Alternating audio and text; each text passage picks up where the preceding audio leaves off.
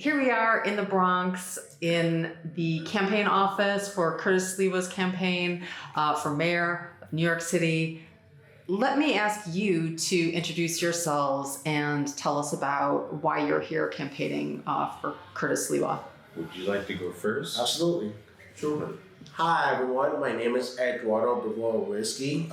This is my second week participating in the Curtis Sliwa for mayor campaign.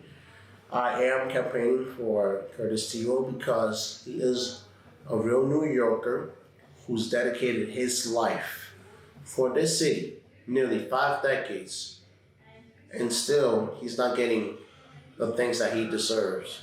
He's been out there protecting New Yorkers and keeping communities safe. He's not a class politician. He isn't polished like one.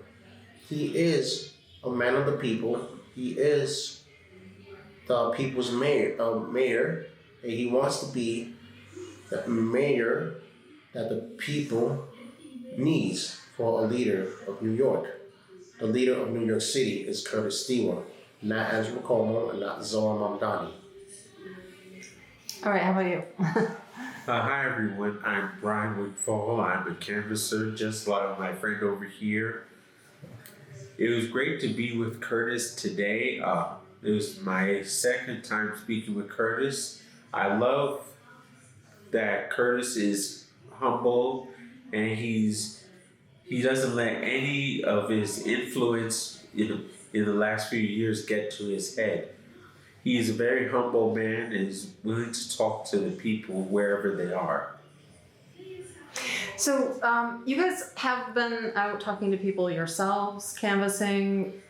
What are you hearing from the communities where you're canvassing about what they want to see Curtis Sliwa achieve, or what they're looking for any mayor to achieve in the next term? My interaction with people in the communities, it varies from neighborhood to neighborhood because there are neighborhood districts that are listed in the Curtis Sliwa mayor campaign, and the interactions there are positive and there are negative. I did get some good feedbacks from people in the Dominican neighborhoods, and for sure they admire Curtis Sliwa and they want because he is there is a growing rise of Dominicans who are shifting from Democrats to Republicans, and I am one of them. And so the people, as I know, is Sammy Robello and Sherry Olivo. She will be running as an assemblywoman next year against Judelka Tapia. And Sammy Robello, he is the leader of the Dominican American Republican Club. Yes, there are Dominicans who do value tradition and value law and order.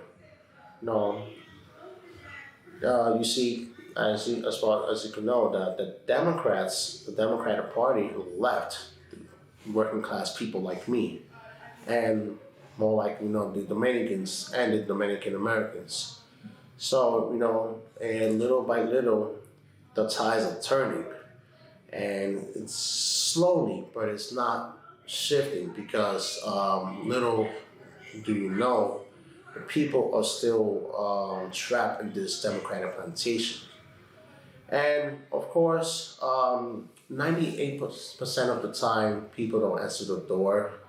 And also when you knock on the door, lots of times people aren't interested in engaging.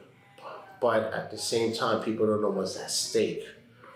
But hey, this isn't about me; it's about them, because they all have lives, and politics is the last thing people want to hear because they are afraid.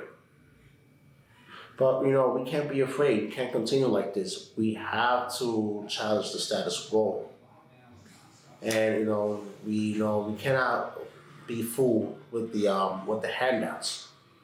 It's not going to get us nowhere. The Democratic Party does not want us to succeed, to thrive, to increase our affluence. So when you say that that you feel like the Democratic Party has left working class people like Yes. you, that's kind of what you mean. Yes, because during the 4 years of the Biden administration, New York City has experienced an illegal migrant crisis, and Eric Adams, he prioritized the illegals, and so the city councils, they prioritized the illegals out of quote unquote compassion. But how is it compassion that our taxpayer dollars have been abused, have been siphoned, to give them all the privileges that they never really earned? The illegals are given all the privileges, the health care, and in the hotel shelters. How is that fair without taxpayer dollars? And believe me, there was a video clip of an illegal immigrant who received $20,000. I mean, that's insane.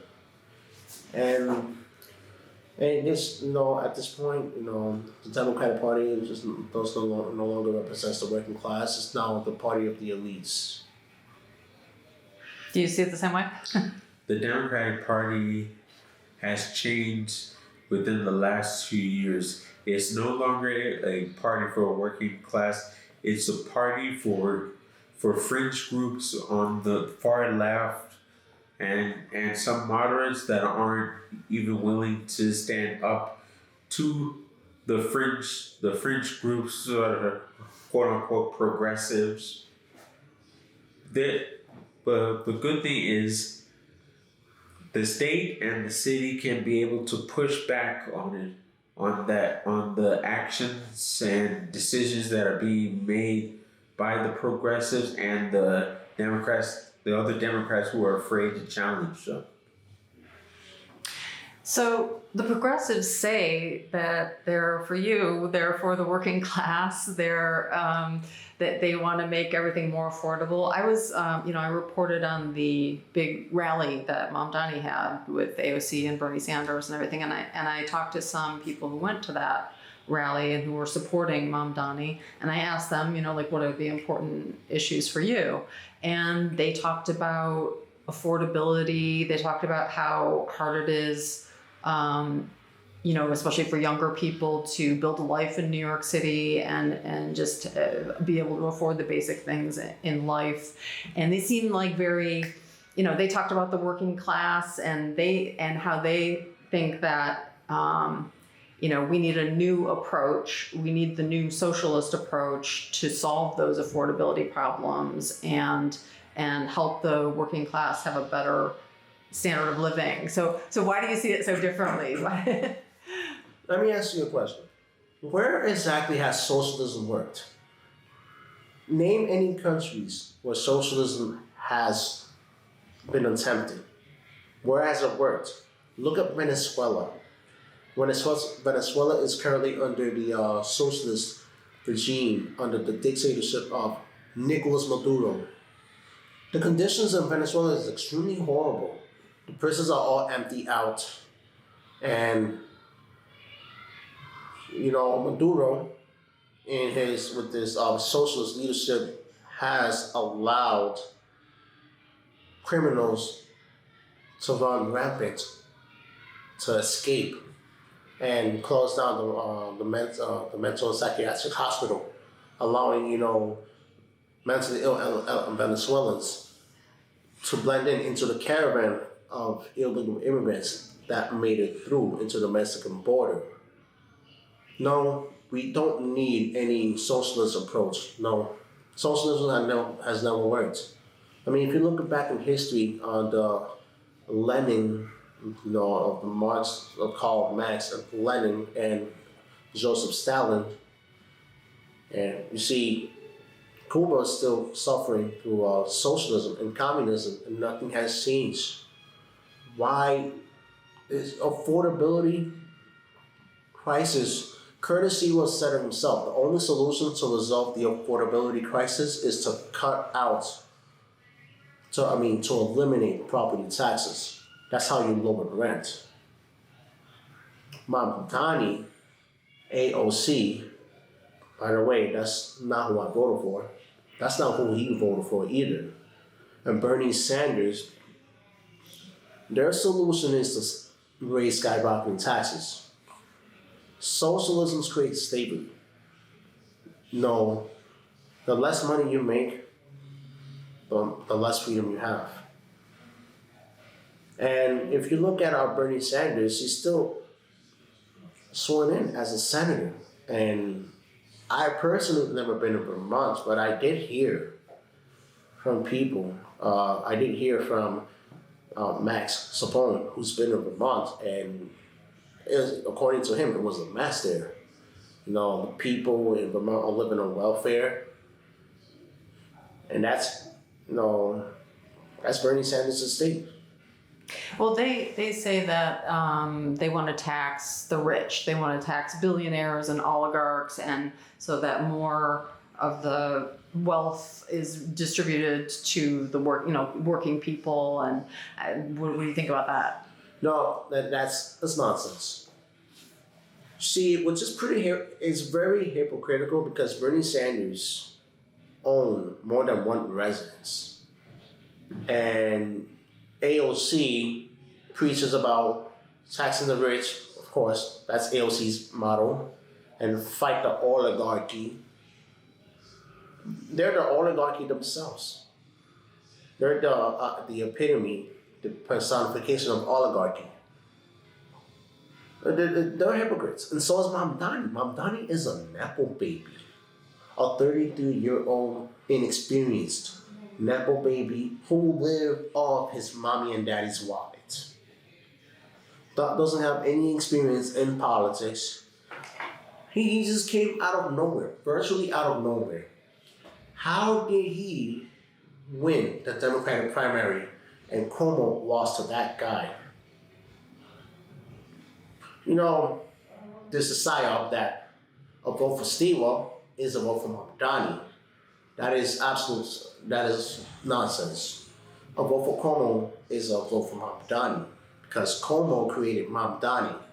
Bill de Blasio, aka Warren Wilhelm Jr., created Mamdani, and so did Eric Adams, created Mamdani. Now, tax the rich will leave and move elsewhere. It's going to tax the working class, not the rich. Yes. Do you have any thoughts about that? Yes, I do. As I've been canvassing, everyday people have told me that they've been really concerned about public safety and taxation. If all of the rich people leave, the everyday people will be suffering from overtaxation, and the streets will be even more worse than they are right now. Nowhere in the world has socialism worked. Neither has communism. An example is China. Communism is not working over there. If other people want to implement socialist or communist stuff, they should go to countries where their government is socialist or communist. So in terms of the younger generation, you guys are obviously on the younger side. Yes. Do you agree with those younger people who were Mamdani supporters that the big issue facing you is affordability and the ability to afford basic things in life and to be able to make a living and live in New York City? I wholeheartedly disagree because you have to ask: are the younger generations who are Mamdani supporters, are they working in real life? Or are they just overprivileged, misguided puppets, sheepos that Mamdani see that the left think that they are too easy to brainwash, too easy to manipulate? Yes, Mamdani look at them as stupid, literally. That's how, there is a video about, might digress a little bit, but there is a video about a Taliban that was interviewed, and he spoke about why the left support Islam, because the left has no values. The leftists have no values. They're lost and they're easy to manipulate. They're easy to brainwash, and that's how Taliban admitted that you see the left is stupid. They don't know they're brainwashed by the far left ideologies that infiltrated in CUNY and SUNY universities. There are now indoctrination camps. You have a generation where students are graduating with useless degrees, and trade school is underrated. They're underfunded. Well, what about you? Do you see those concerns about affordability and just making a living in New York City for your generation? Yes, I can understand why so many people our age can be concerned about that, because our rents in the city has skyrocketed over the years, which is pushing people out of their neighborhoods that they grew up in. It's doing this because we're using AMI, area median income, by the New York City Rent Guidelines Board. AMI covers not just New York City, but the entire metro area, which I believe is wrong. It should only be based on data from our city, not Westchester, Dutchess, or Rockland County.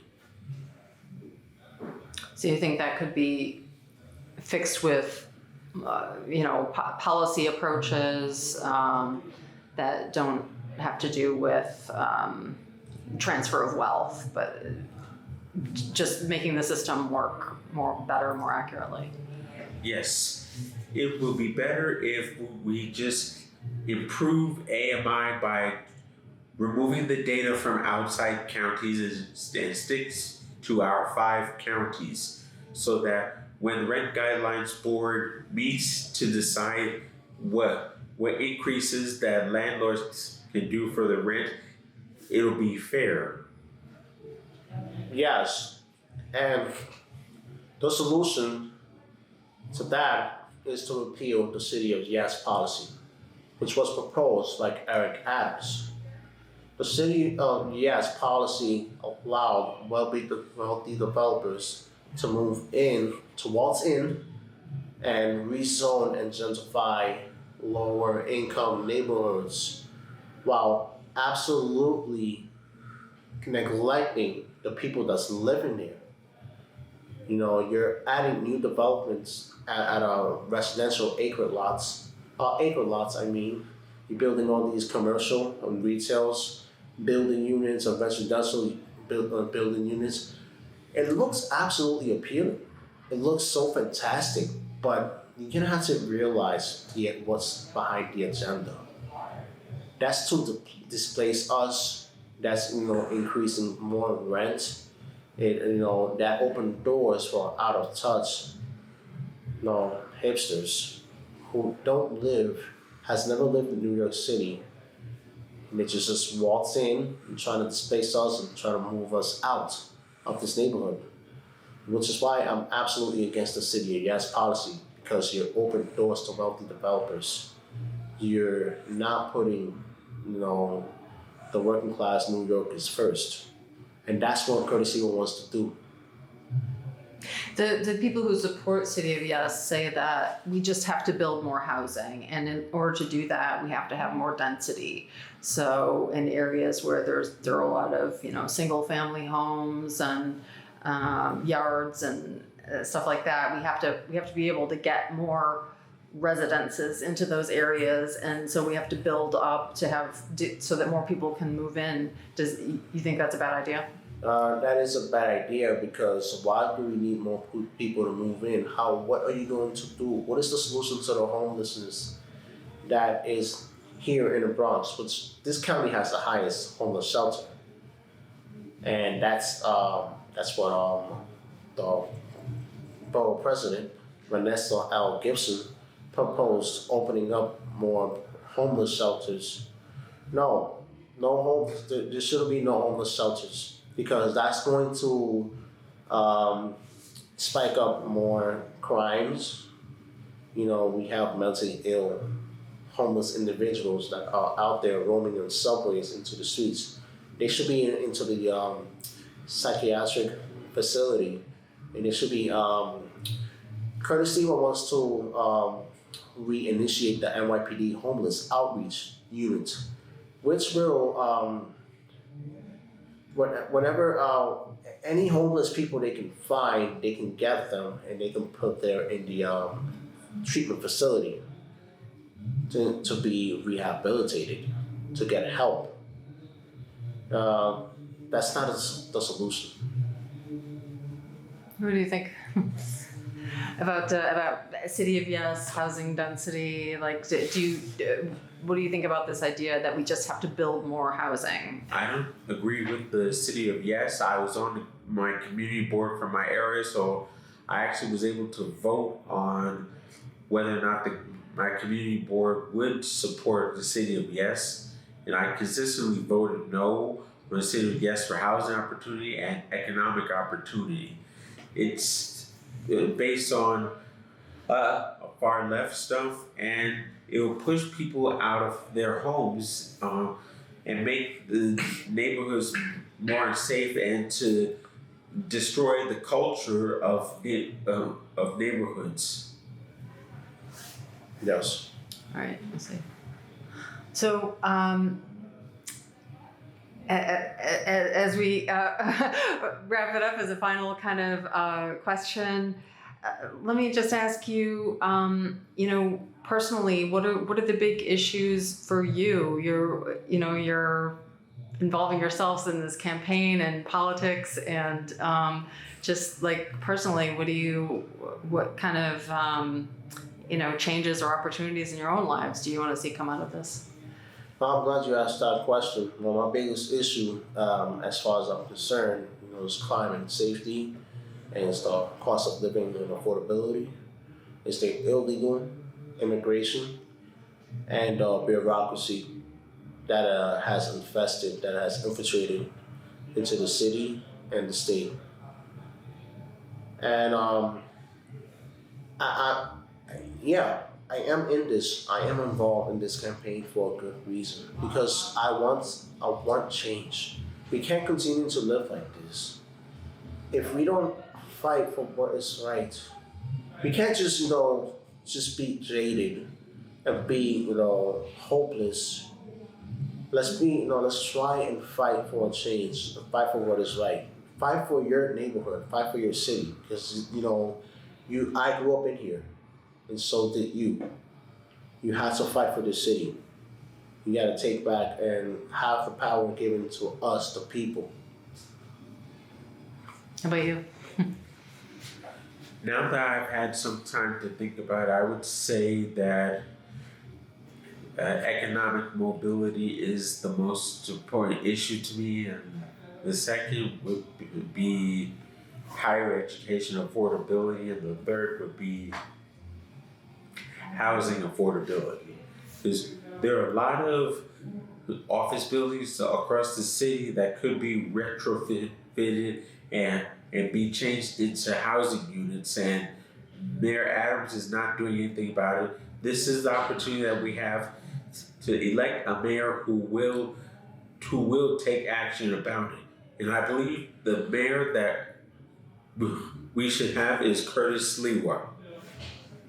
So transform the buildings that we do have, as opposed to transforming whole neighborhoods. Yeah. Yes. Yeah. All right. So before I let you go, are there any final thoughts that you have for your fellow New Yorkers? We're coming right up to the election day here. Absolutely. My message to all the New Yorkers: please do not believe in the polls. The polls are stacked against Curtis Sliwa, which is why he's at a lower percentage than Cuomo and Zohar Mamdani. Because, polls like, Emerson College and Siena College, New York Times, and Quinnipiac university polls. Those polls lean favorably to the left. And the polls, the percentage, they all overrepresents the young progressive Democrat voters. And you don't see the percentages of Republican voters that favor Curtis Sliwa. Like, once again, don't believe in the polls and don't buy into the statement, the psyop by Cuomo. A vote for Sliwa is a vote for Mamdani. No. A vote for Cuomo is a vote for Mamdani. That's it. All right, how about you? I would like to ask that everyone who is eligible to vote to do research on the candidates and not just go along with the narratives of people who were working for specific candidates or parties. Do your research. We need you to be well informed so that you can be able to make the right decision. I personally believe that the best candidate is Curtis Sliwa, but I encourage you to look into Curtis's background through his website sliwafornyc.com so that you could be well-informed voters. All right, well, I want to thank you both for talking with me. Thank you. I really Anytime. appreciate it, and good luck out there with the canvassing. Thank you. Thank you.